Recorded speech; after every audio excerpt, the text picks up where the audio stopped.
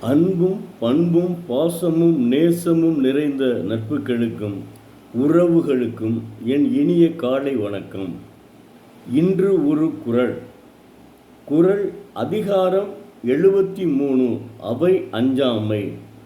குறள் எண் 721.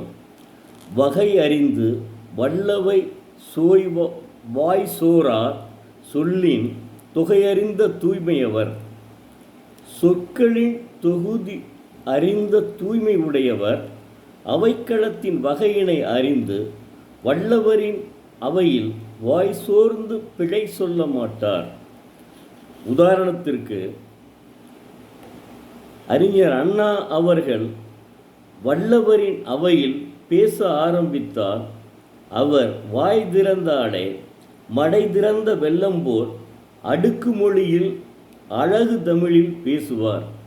அவர் பேசும்போது ஆங்கிலத்தில் பின் டிராப் சைலன்ஸ் என்று சொல்வார்கள். அந்த அளவுக்கு குண்டூசி கீழே விழுந்தால் கூட அந்த ஒலி கேட்காது. அற்புதமான பேசக்கூடிய வல்லமை படைத்தவர். அவர் உரை நிகழ்த்தும் போது ஒரு பிழை கூட கண்டுபிடிக்க முடியாது.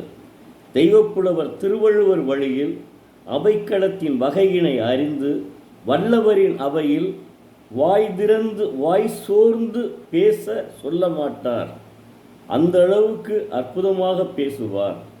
வாழ்க வள்ளுவம், வளர்க அவர் புகழ். நன்றி. மீண்டும் நாளை பார்ப்போம்.